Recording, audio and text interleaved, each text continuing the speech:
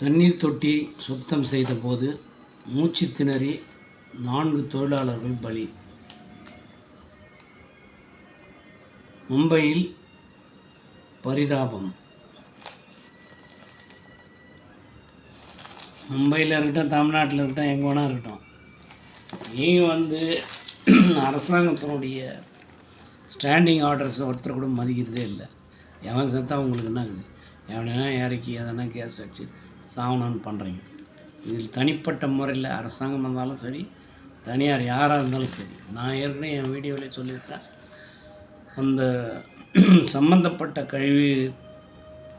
கழிவுநீர் தொட்டி எத்தையோ க்ளீன் பண்ண போகிறாங்க இல்லையா, அது போகிறதுக்கு இறங்கிறதுக்கு முன்னாடி இல்லைங்களா, அது எல்லாத்தையும் கேஸ் இருக்கான்னு ஏதாவது வச்சு, ஏதாவது அதுக்குரிய கருவிகளை பயன்படுத்தி கேஸ் இருக்குதான்னு கண்டுபிடிச்சி, கேஸ் இல்லைன்ற பட்சத்தில் தான் அங்கே இறக்கணும்னு சொல்லியிருந்தேன் என் வீடியோவில். நீங்கள் திரும்பி இந்த மாதிரி இறக்கிதான் செத்துன்னு தான் இருப்பான். நீ பாட்டு செத்துட்டா அவள் தான் சொல்லிட்டு போயின்னு இருப்பார்.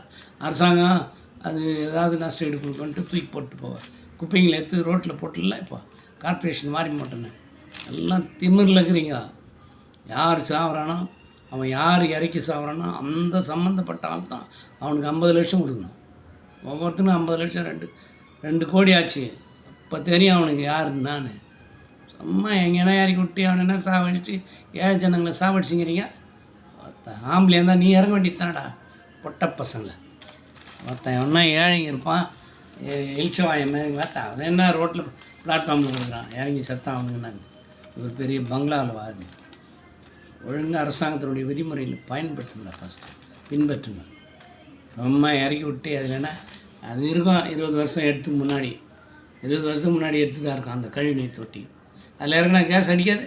அறிவு இருக்கிறதால அவன் சோறு தோன்றானா பீ தோன்றானா நாய். கோபமாக வருது. எத்தனை பேர் செத்துக்கிறான், எவ்வளோ வீடியோஸ் போட்டுக்கிறோம். அரசாங்கம் அதுக்குரிய நடைமுறையில் எல்லாம் இது பண்ணுறதுக்காக அது என்னென்ன திட்டங்களை போடுது.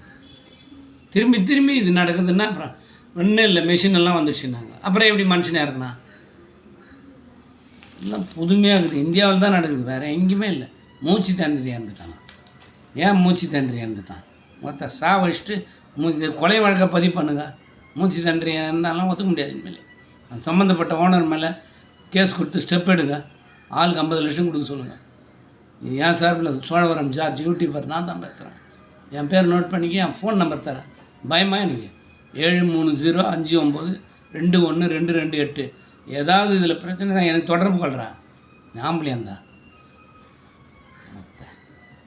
திரும்பி